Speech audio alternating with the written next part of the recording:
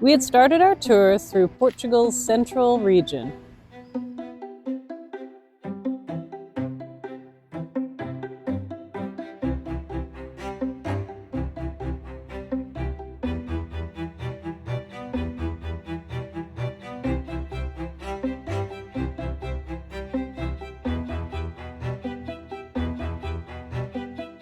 Tomar was a standout, and its wonderful Convento de Cristo, a 12th century Knights Templar stronghold, was a feast of architectural prowess.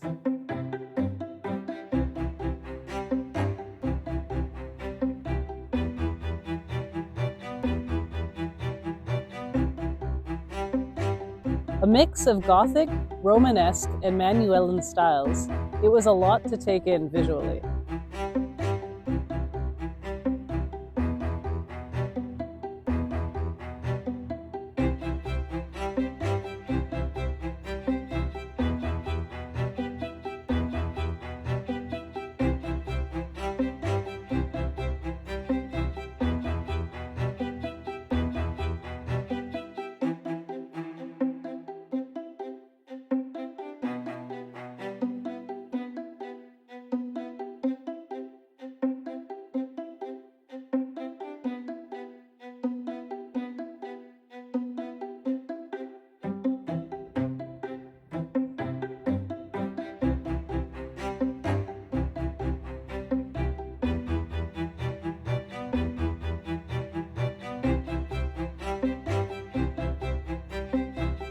But it was even more impressive when we'd focus in on each singular object. Like the almost deco-looking design on the marble floors. The individual uniqueness of each azulejo tile.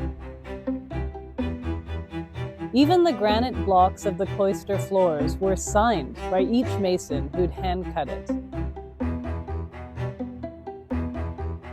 The chapter house window was incredibly organic and filled with maritime themes.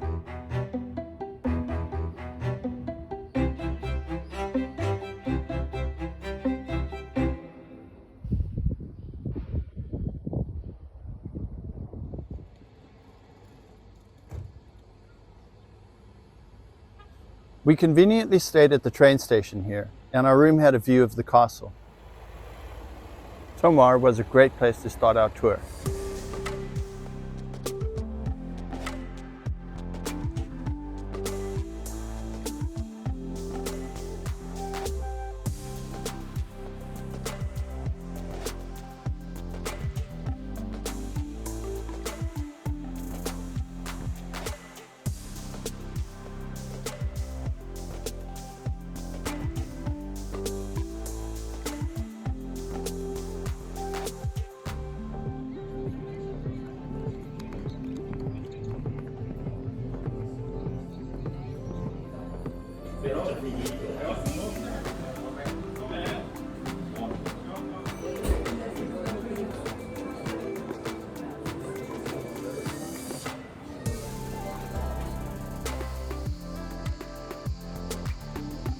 On our way to Ceuta, we stopped to check out the Portugal aqueduct, an over 400-year-old structure built to supply the Convento de Cristo with water.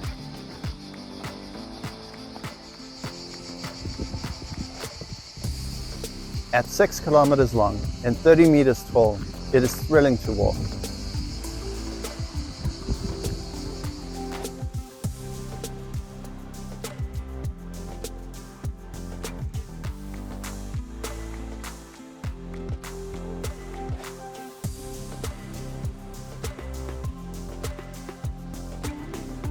And near Ceuta, in Cabasudo, we went to look at a long-term rental.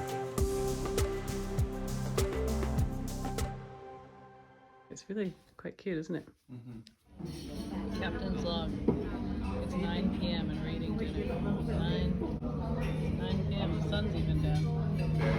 Very late. It seemed reasonable, and after a night, we decided to commit and leave our larger bags there too. Then we were back on the road to Castelo Branco. We weren't thrilled about our accommodation or anything we found in the town. but it was remarkable how dry and hot it was. As we mentioned prior, Neil's childhood friend owns a quinta, and we were off to see it and him next.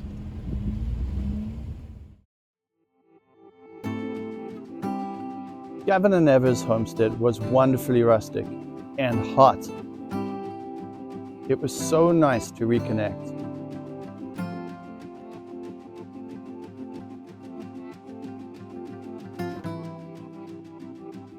We had a night booked in the nearby town of Monsanto.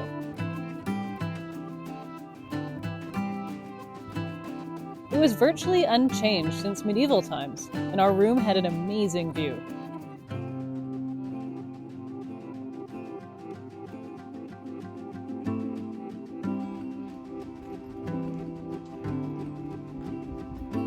Europe reeks of skill, effort, and care in a way the New World does not. Monsanto was no exception to this.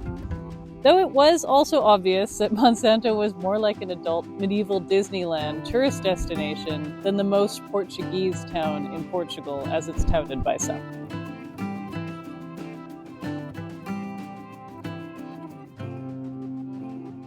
The posters for the modern TV show that was shot here took us a bit out of the stepping back in time feeling, but that didn't stop us from thoroughly enjoying our one night here.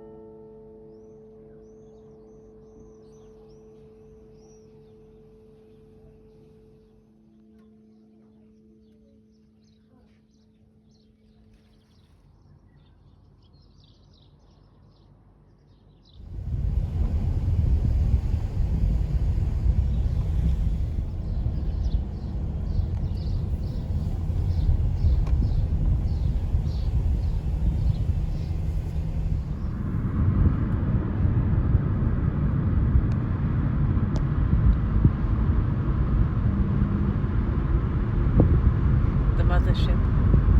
They've come for us. They've come for us.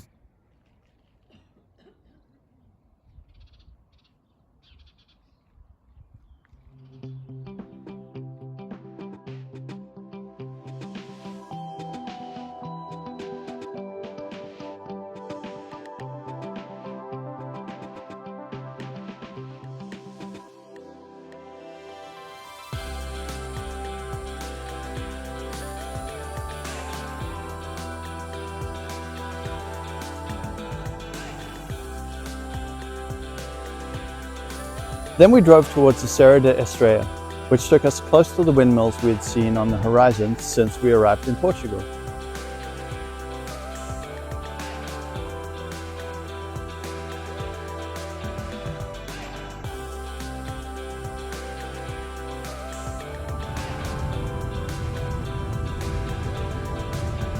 We stopped at various points before arriving in Fundão, which was a nice town. But we spent most of our time in our room, as, to our surprise, it was a full apartment with a washing machine and therefore very comfortable and convenient for us stinkers.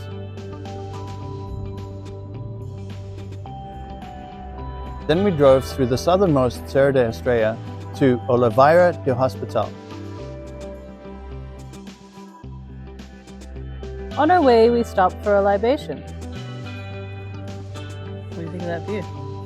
What do you think of that view? It's incredible.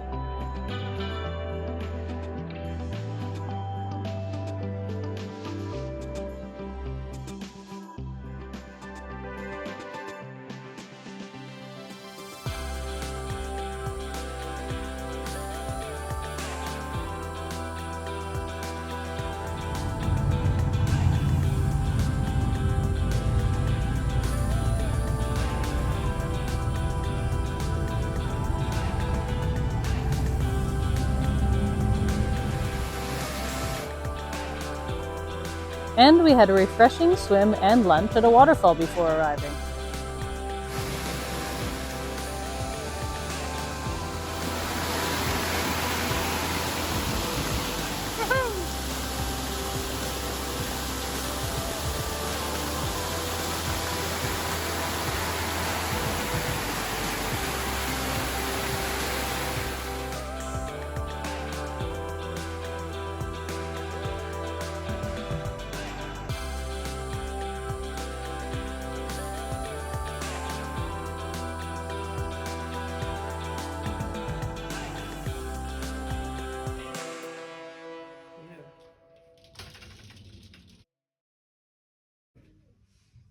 This is where we are. This is a nice outside. Very, very nice. There's a nice car there. Bed. Nice bed. Where are you? That scared the crap out of me. I thought you were behind the other one. He was there the whole time. I like to be charming. Anyway, this is it. This is it. This It's a big one. It just took us half an hour to get checked in. They wanted our signature, passport, which is normal, email address, phone number. I've already paid, by the way. Mailing address, which I was like, hold on, no. And two authorizations for signatures. Mailing for spam. For spam. Welcome. We liked our hotel in Oliveira do Hospital too, and we explored the area by walking around into the evening.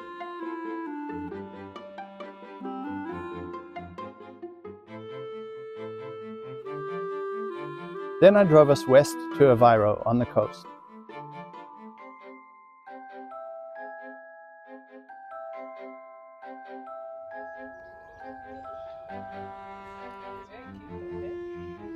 Very charming. Look at your beautiful. You really match. Yes, but you also really match the aquatic landscapes. Yes, that's nice. There's a train. Oh, there's a really pretty train station here. And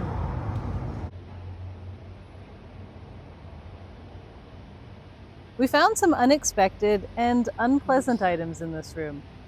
It's the only way that it can be safe. Snakes. She's got snakes.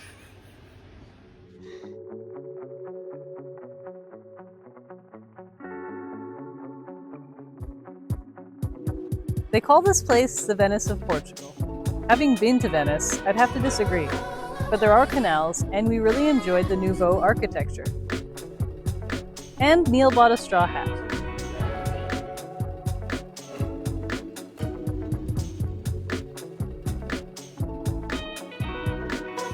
Then we drove north back to Porto to return the Panda after our 45-day rental.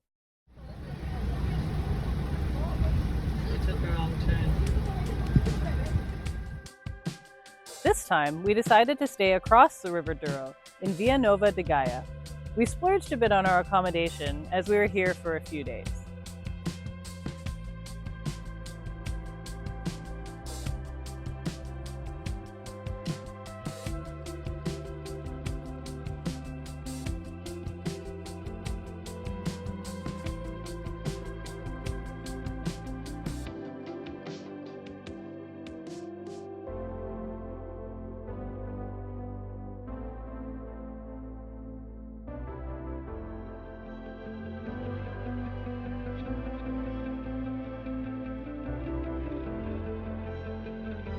We had chosen the model of car we wanted, and Neil had researched our options to buy in Porto.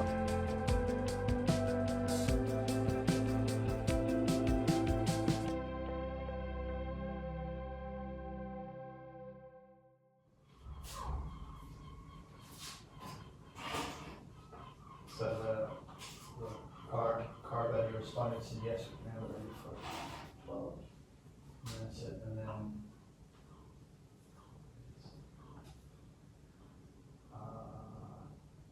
yes, I can have it ready to change your name is in this place. We were looking for a vehicle that was practical and inexpensive. However, though vehicles really hold their value here, that also means they are not cheap.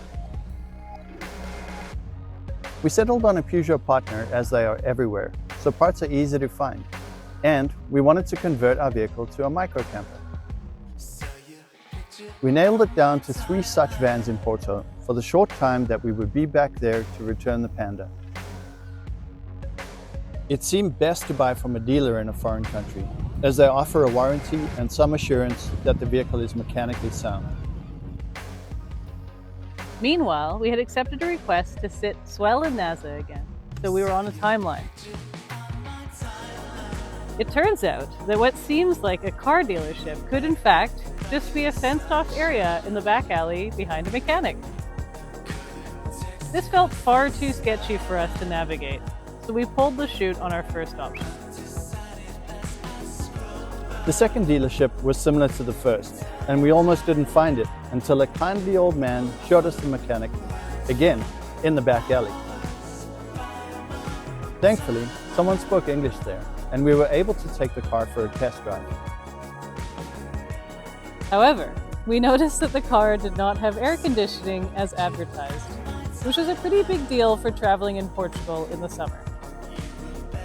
They did have other options for us, but at much higher prices, and they weren't ready to be sold, and we were on a tight deadline. In a pinch, we decided to buy the car. We had to be back in Nazaré for the dog sit in a few days.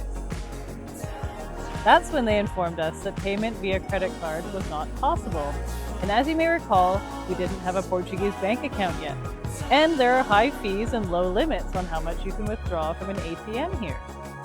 The only option we could come up with was PayPal, and the mechanic confirmed that this was a good option. We had allotted 3 days to buy our car, and it was day 3, the day we had to return our vehicle to the rental company. Upon return, they pointed out a paint scuff on the bumper that we hadn't noticed, and suddenly we were on the hook for a €350 scuff. Not a great start to the day. We headed over to the mechanic's shop to buy the vehicle, and the mechanic assisted us by taking us to get insurance and sign the vehicle over. We were very grateful to him for this assistance, which took 3 hours. Paperwork in order, it was time to settle payment. However, paying via PayPal was not as straightforward as we thought it would be. After hours of phone calls to and from PayPal at the mechanics, we were unsuccessful. He allowed us to take the vehicle back to our hotel in Porto so we could try again the next day. Well, here we are in Via de Gaia, the new truck. Not quite paid for yet. Sort of. But, you can't beat that view after 5 hours of trying to make bank transfers and switch over insurance and a little this and a little of that. It's complicated. It's complicated. Right? Right. It's very complicated. Luckily we have time for these things. Yeah. Good. Am I tired? Short on patience and hungry? hungry? Yeah. Very. Am I shush? Am Scared for my life? Am I older than I was this morning? Certainly. But here we are. Partner people. Peugeot partner people. We've always called each other partners. Peugeot partner, the Peugeot partner, partner people, Peugeot partner. We are not overly familiar with PayPal, and unfortunately, we ended up eating the PayPal fee, which tacked on a huge additional cost to our purchase.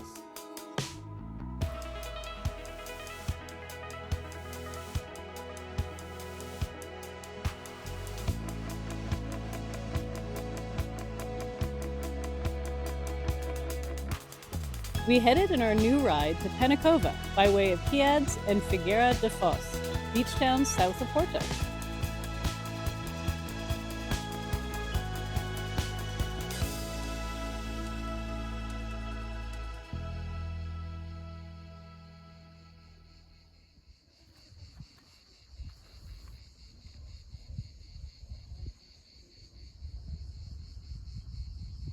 Our view in Penacova was amazing, but the accommodation was much like an episode of Faulty Towers.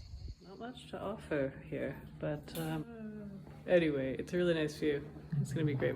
I think we're looking forward to being in the same spot for a week, starting in 2 days. Mm-hmm. It's gonna be good. But tonight we've been warned about all these festivals, and tonight is one. We've missed them everywhere, and now you can hear it. It's coming. It's coming. Pray for us.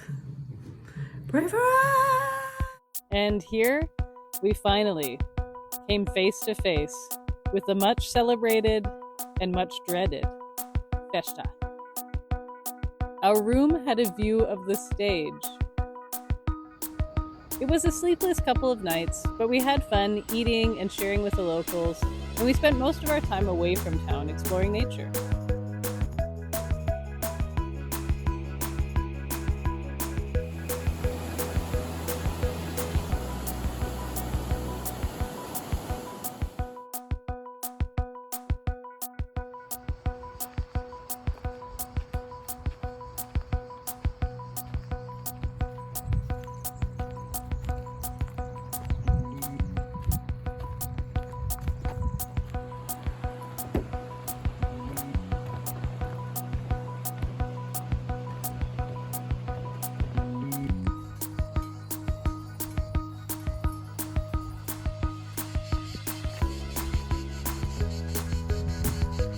We went on an easy turned intermediate hike in 35 degrees Celsius.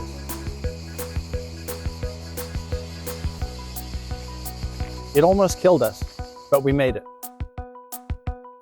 And in true Portuguese form, there was a wonderfully cold river beach to refresh ourselves in at the end.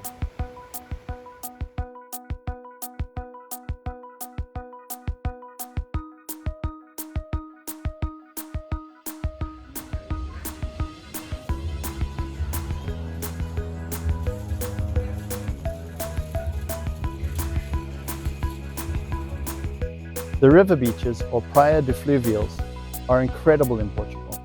There's always a washroom and cafe and shady spots to enjoy the beach. It's one of our favorite Portuguese cultural discoveries.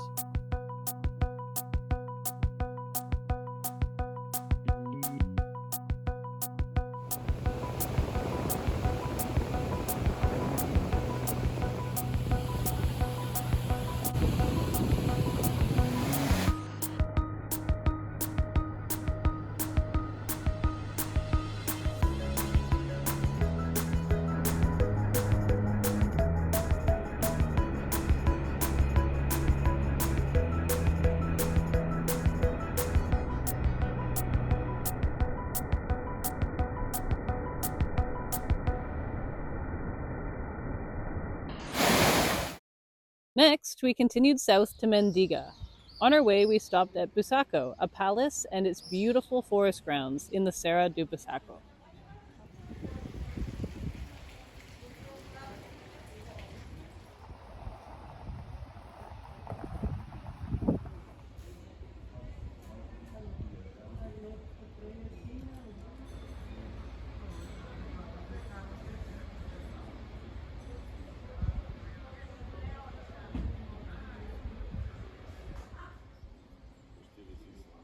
The palace has been converted into a hotel, so you can stay on the grounds, but the woodland garden was where we spent all of our time here. An incredibly beautiful, lush oasis escaped from the blazing heat, which was starting to feel like an apocalyptic threat.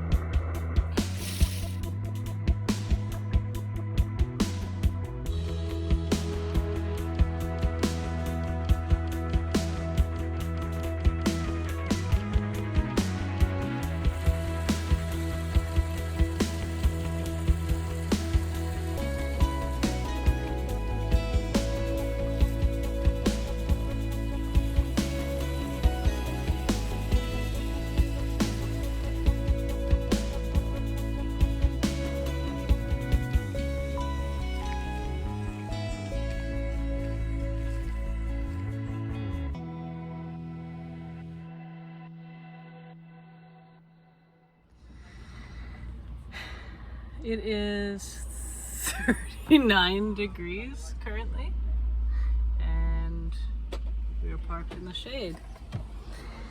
And we're about to go drive the rest of our journey with the windows down to our next accommodation. Get a car with windows that roll down, and it'll be fine without air conditioning, they said. Good advice. We kind of were pinned. We had to get a vehicle. It was advertised as having air conditioning. I have goosebumps from how hot it is. So, but luckily I think we only have like a less than an hour drive ahead of us, and then we don't go out in this anymore. It's 39 degrees. It's very hot. It's really reminiscent of Mexico, isn't it? I think it's hotter right now. Right. But yeah, it is. Anyway, that's all. Just wanted to share. Very hot. Driving into Mendiga was delirium hot, like we were entering an oven. We decided to go check out the grutas that this region is known for and cool down.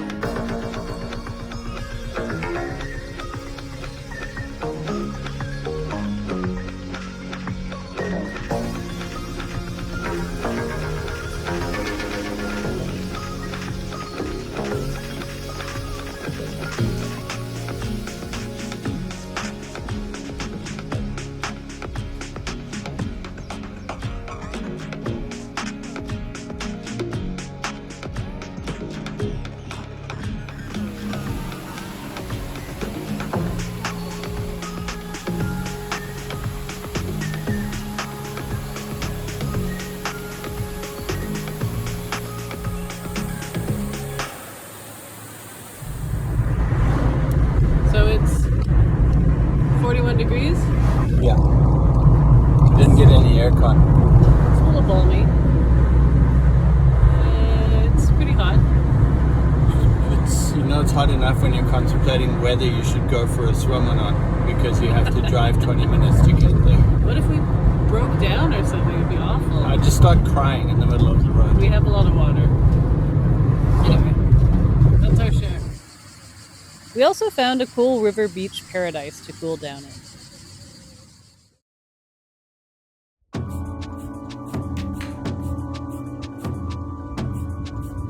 Then we drove back to the kids in São Martinho de Porto, and were very relieved to be back in the Scottish Highlands.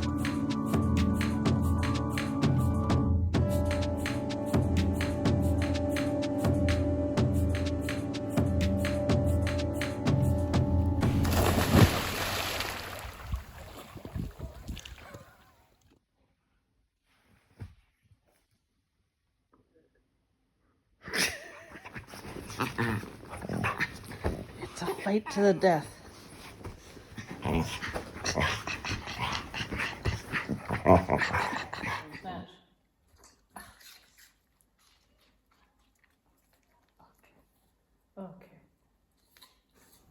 So we're doing a little brainstorming session, trying to figure out how to camperize our little Peugeot Partner, a little stealthy micro camper.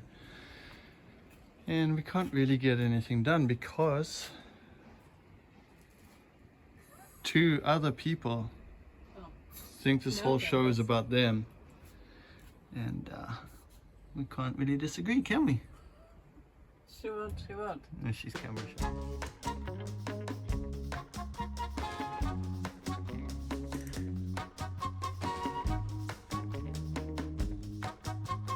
We started planning for our micro camper van build between stints of dog entertainment.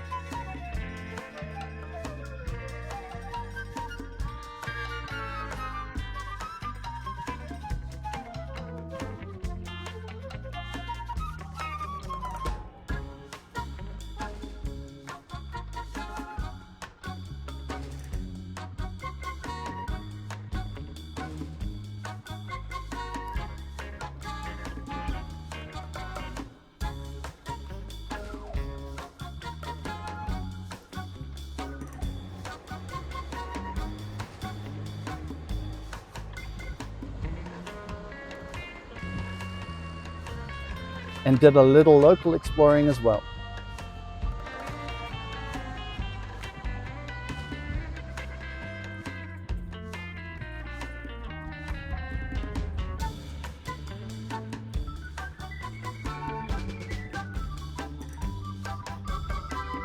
Neil drove me to Caldas de Reina and insisted I buy a guitar.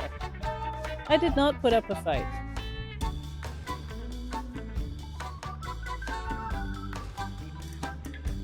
We were looking forward to moving to our new rental in Cabasudo.